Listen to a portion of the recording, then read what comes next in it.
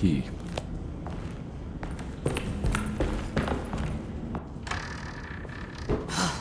Got to be around here somewhere. He wouldn't leave this house. I don't know what to think anymore. You run into that detective fella? Who is he? Can he be trusted? I think he one of the good guys. Well, you know, like us. Will he be all right with her coming? Praise the mother. You don't need to know about all that. Just help the job. Just calm down. It ain't time yet. God, it hurts. As far as I can tell, Detective Comby seems to be solving problems, not causing them. Just be ready in case he starts anything.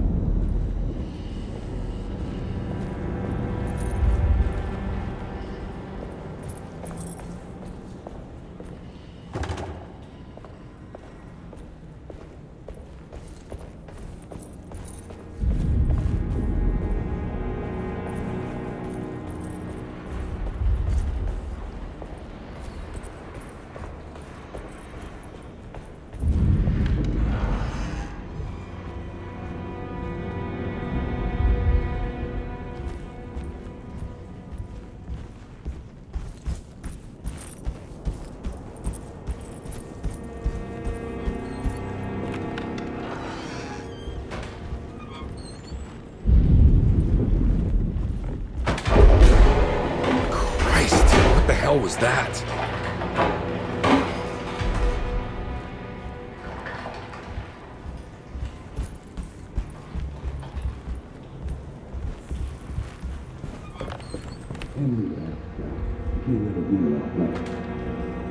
I don't want to run into the orderlies right now. Not sure I can trust them. I think Dr. Gray might be in there. Perfect time to snoop around his office, then.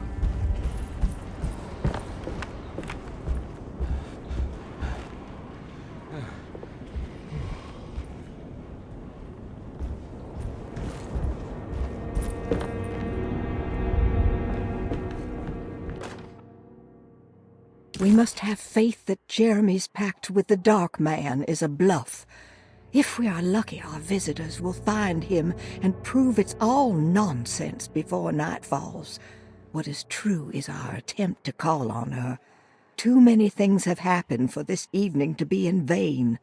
Think of Jack and Cassandra, even Perosi, whose circumstances I can't understand.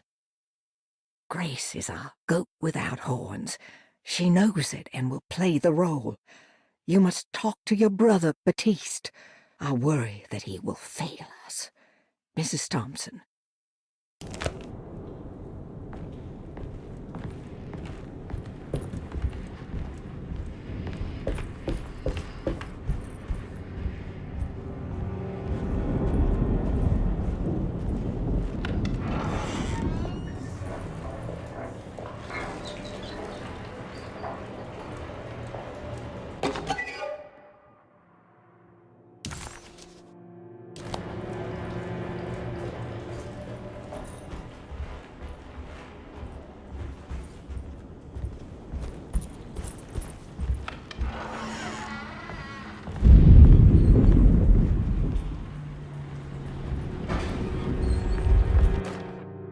Lunacy and the Astarte Artist Colony, a monograph by Yael Klein.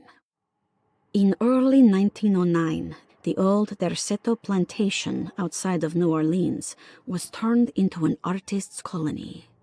3 famous European artists rented the house and the surrounding land from the owner, the Ledoux family.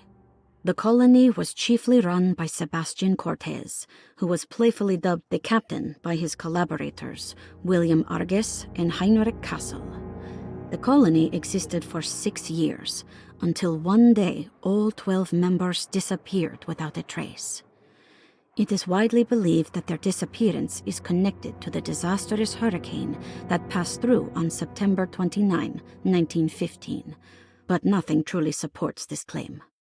What is known is their frequent participation in New Orleans nightlife, their love for hosting parties, and their elaborate contributions to the Mardi Gras parades as the Pirates of Pontchartrain. Accounts of their lifestyle can be found in almost every gossip column. It can effectively be summed up as carefree and bohemian. In late June 1909, the name Astarte first appeared in the newspapers. Cortez said the name came to him as he was painting. There is never any claim to knowing about the ancient Phoenician fertility goddess with the same name before this time. His fellow colonist Heinrich Kassel did know, because he later produced sculptures that show clear references to ancient idols of the goddess. It's impossible to know for sure how this name suddenly made an appearance, but it is interesting because of Derceto's history.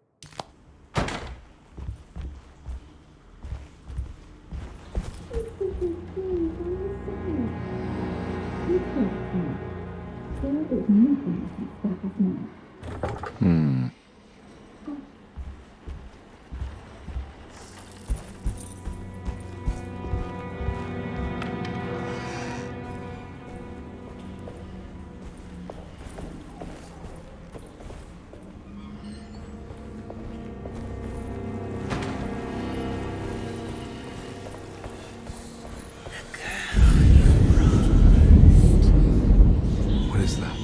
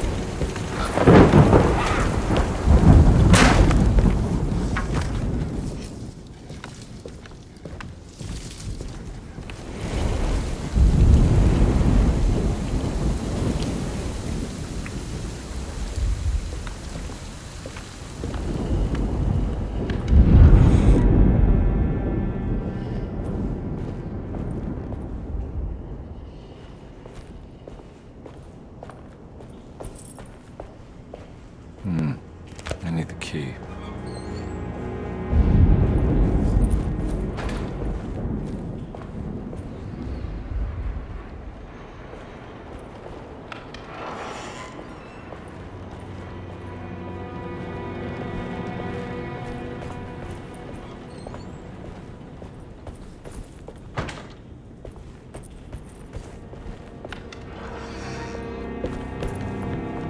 There must be a spare key to Dr. Gray's office in here somewhere.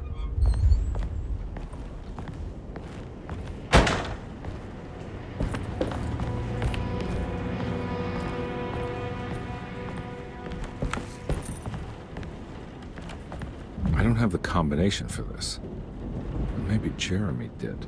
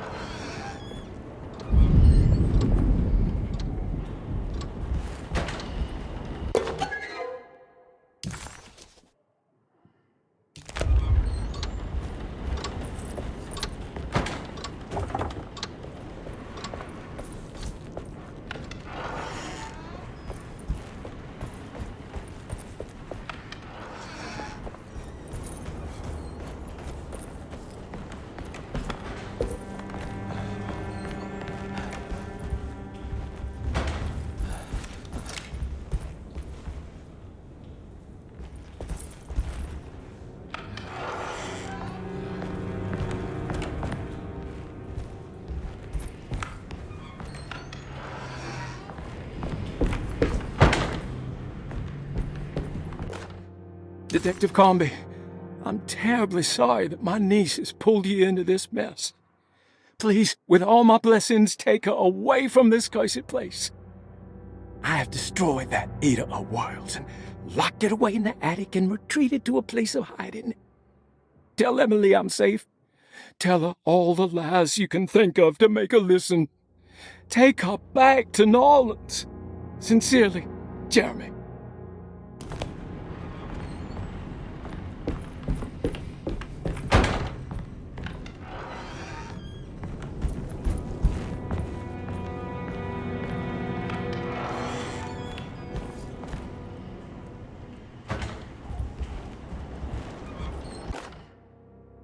Brother, I need you to trust me.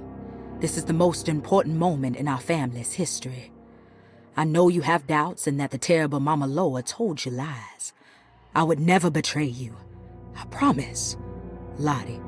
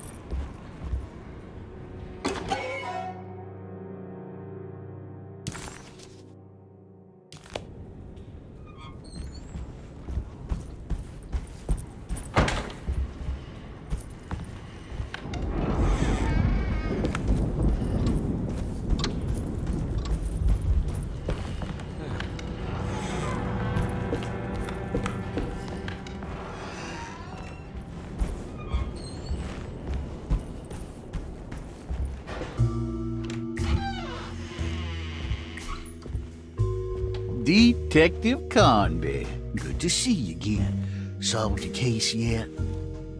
I'm trying. Hey, Grace, you okay? Oh, she is just peachy, Detective. Are you looking forward to the Feast of St. John, Grace? I can't wait. Kids, ain't they great? What exactly are you planning for tonight? Oh, not much. We eat, we drink, we pay tribute to the wishing tree in the conservatory. The usual. Then why all the excitement? There is just something about tonight. Something's different. I think we all feel it. Besides, we got ourselves some new words for the prayer thanks to your buddy Jeremy. She'll come and turn the world inside out, and things will begin again. That sounds strangely threatening. You should come.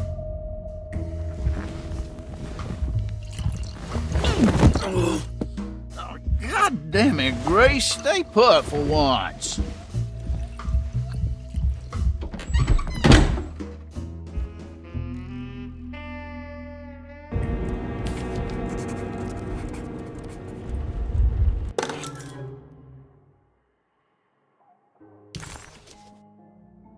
Better hold on to these. Wouldn't want them to get lost.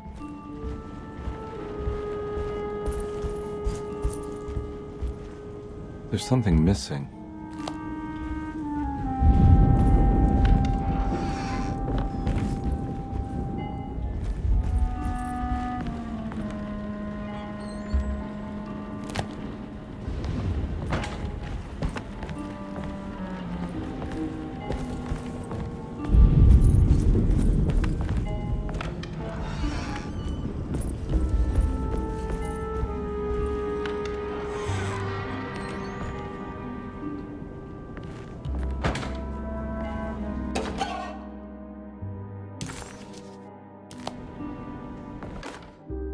Jeremy knew that the only one who could help him now was the guest in room number 3.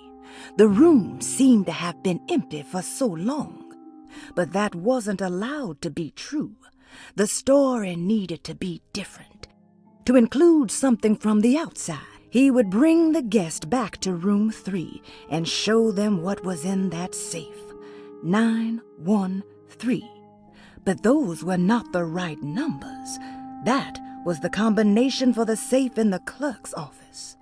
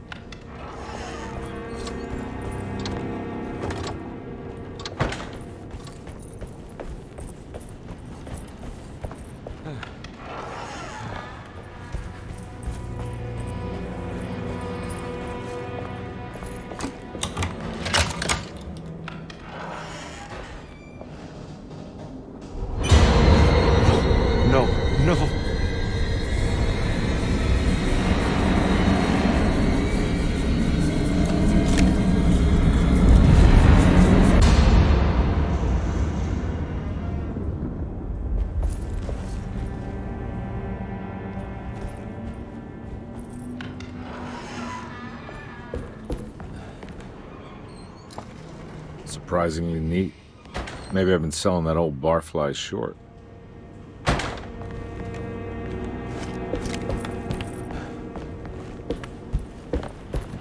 Looks like McCarthy has something hidden inside.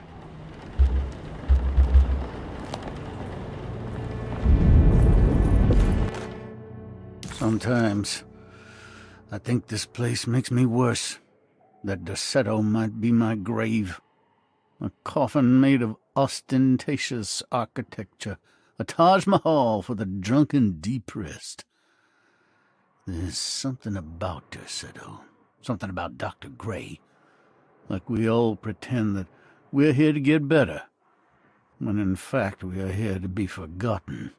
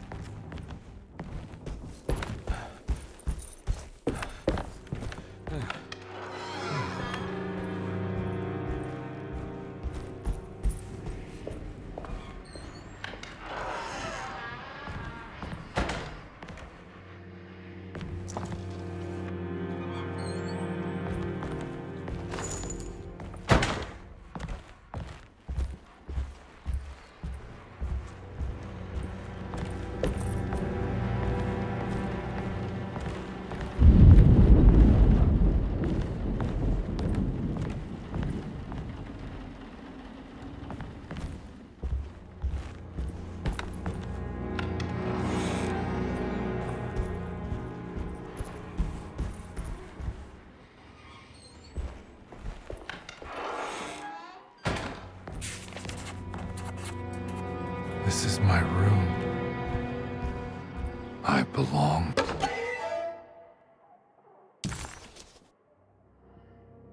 Here. I recognize this view.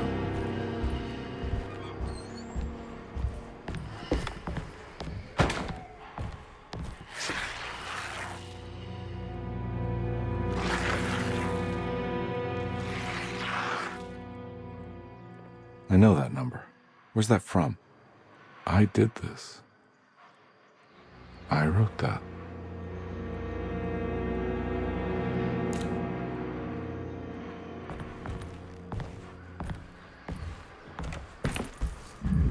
I know the combination. I carry it with me.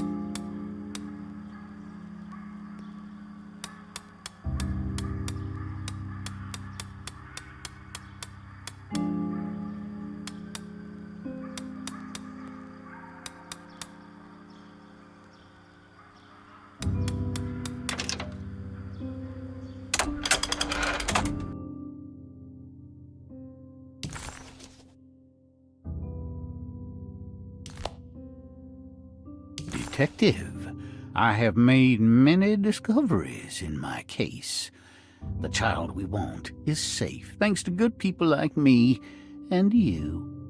We're so similar, but you don't see all the things I do.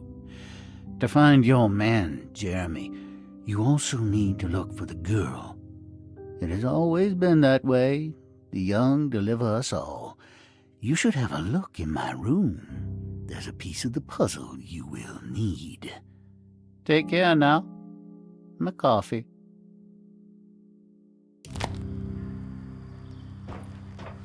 How long have I been here?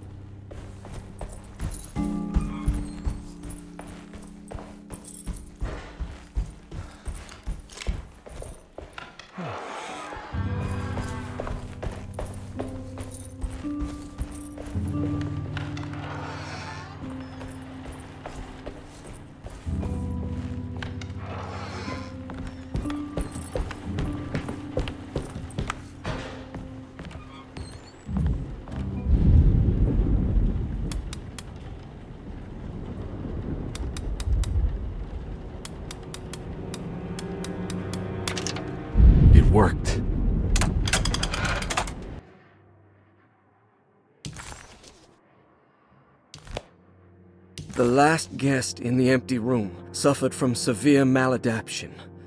I must write this down, because if I understand the condition sufficiently, it could make me deny this fact at a later date, and there is reason for me to think I may come to suffer the consequences from this dysfunction, as some who came in contact with the guest seemed to adopt a new worldview in which everything was predetermined but broken. Upon accepting this worldview, some memories became unmanageable and later rejected. I do not know what this means. I cannot even remember the fate of the guest. I think they were simply misplaced one day and forgotten. Just like all documents pertaining to this guest, they have all been destroyed, or they never existed in the first place. Who wrote this? There has never been a guest in the empty room.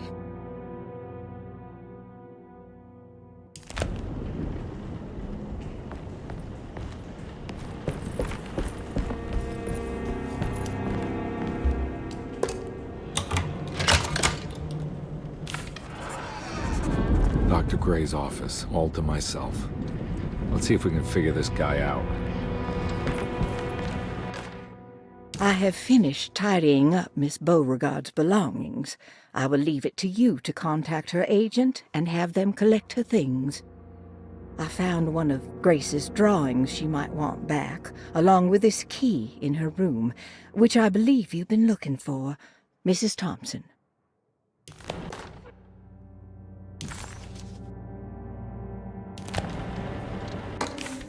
This is where McCarthy has hidden my favorite young. It's very important.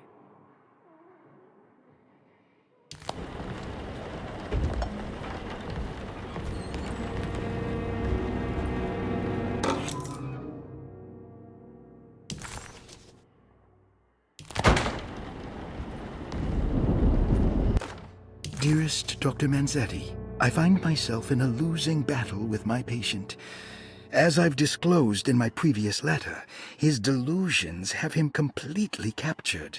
It's bad enough that he is torturing himself with paranoia, but his madness turns out to be quite persuasive to others, effectively laying the ground for mass delusion. I am writing to you in hope that you can give me some guidance. Beyond my ambition to avoid devastating surgery on my patient, I have grown worried about my own defenses. The words of my patient are deranged, yet they often resonate with something primitive within me. I have tried photographing his brain with X-rays. It was surprisingly difficult to get good results. Dark blotches on the plates kept obscuring all details. My patient looked at the bad plates and cried out in terror, telling me the dark areas was the shadow of the worm, eating him from inside. I could not see anything out of the ordinary. I hope this is a sign that my mind is not as receptive to the madness as I had feared. After further inquiry, my patient described the shadows inside his mind as some kind of chthonic monstrosity that wants to undermine his sanctuary. This is clearly a reference to a place he calls Teroea, a sort of library or convent that works as a psychological haven. With this imaginary haven threatened by this Chthonian, he has now constructed another, less pleasant hiding spot. Lately, he has been bringing up a metaphor of a steamboat that has run aground, that he feels like he needs to start the engines and reverse, but he is afraid that the hole in the hull would cause the whole ship to sink. I've been watching him turn this metaphor into reality for the last week. He knows it's made up, but he is doubling down, trying to make it a real memory. I feel certain that this is my chance to break through the barriers of his self-deceit.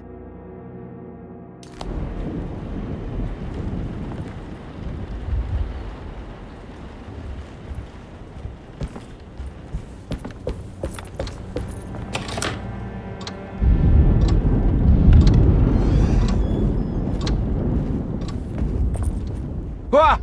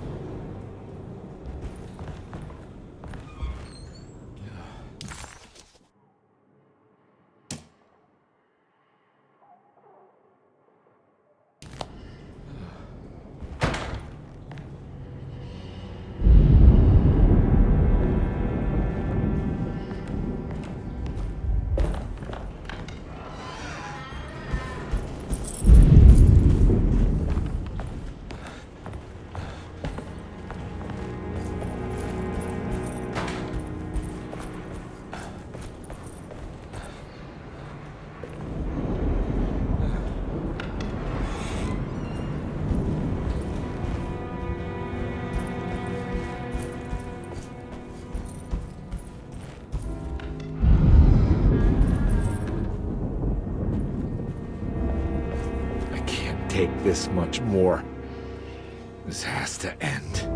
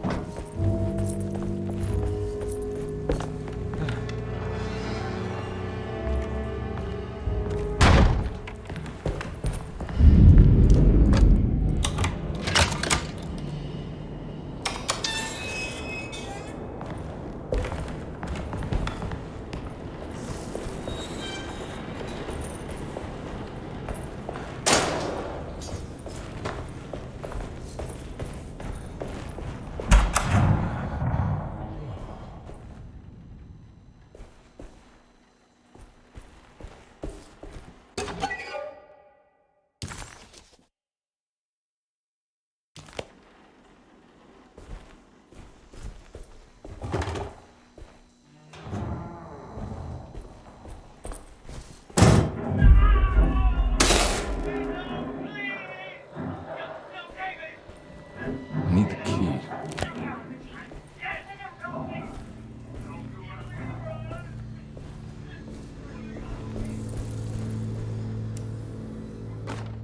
Radiography. Patient Jeremy Hartwood. Date June 14, 1930. Plates. Jeremy's skull proved difficult to capture properly. Partial radiographs worked best. A complete picture of the brain can be assembled by piecing 3 plates together. Observations. Even when looking at an assembled version, a shadow covers significant parts of Jeremy's brain. Possible tumor, but more likely that the equipment is failing. Jeremy reacted strongly to the pictures and claimed to see a giant clay worm eating and displacing his memories. Notes. While this exercise has left me nowhere closer to an answer, I feel confident that a Burkhardt lobotomy should sever all necessary parts.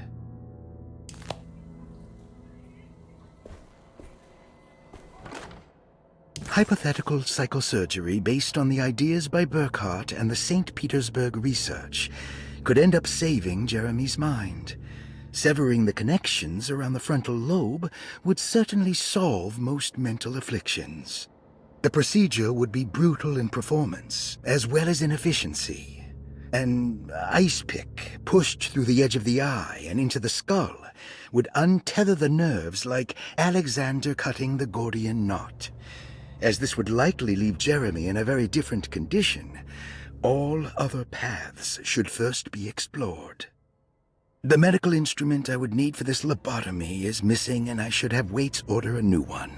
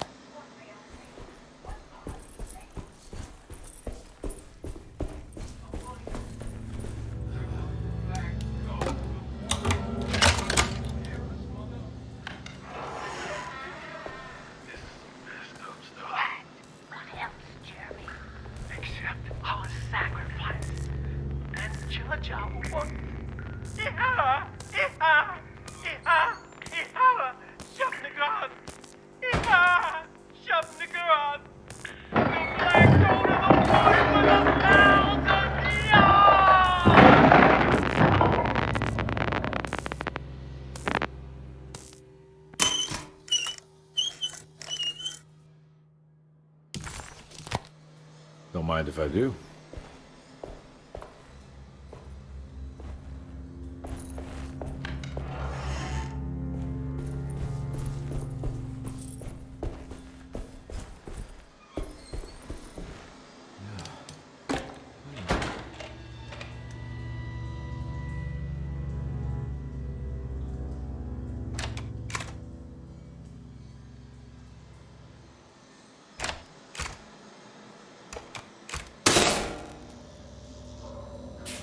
That's better.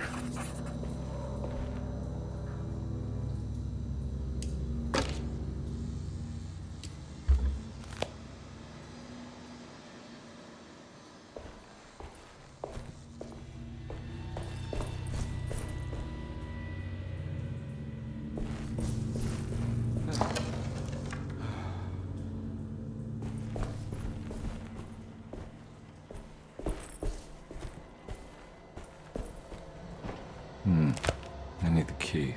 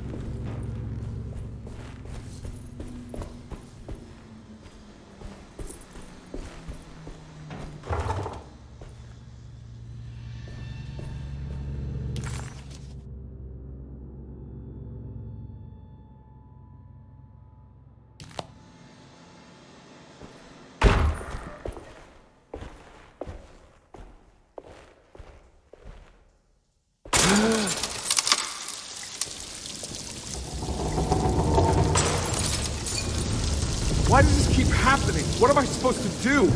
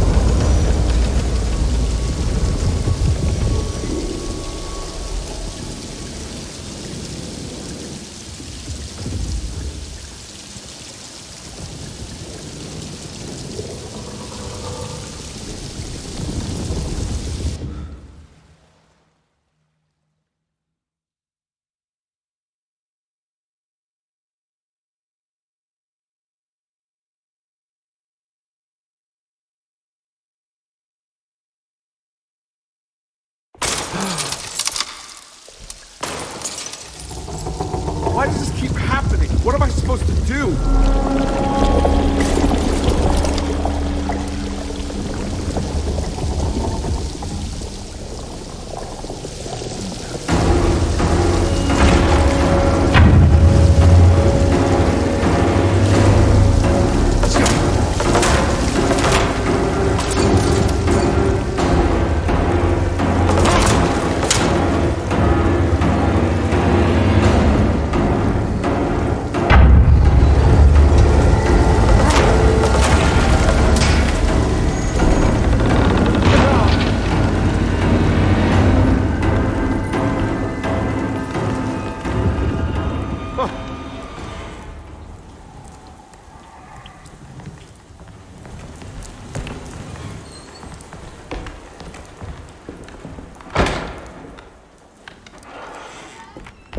And we're back here.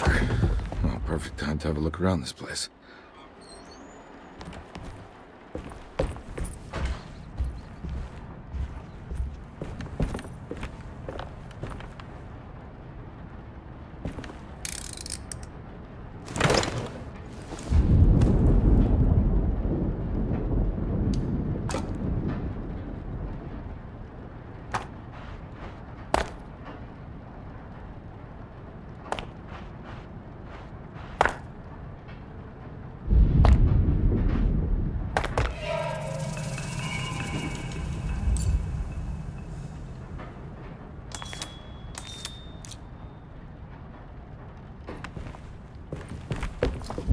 What is that?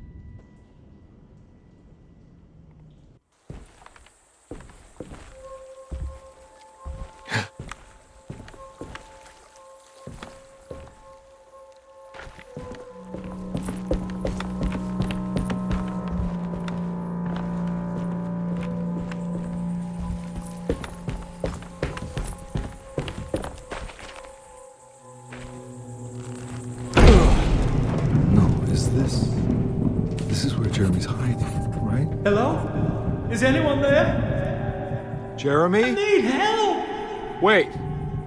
Can you hear me? I'm stuck in the mud and the fire is taking Jeremy, me. where are you? The motor is dead. I can't do anything more. Hang on, Jeremy. I'll figure something out. I'll get the boat running. I'm seeing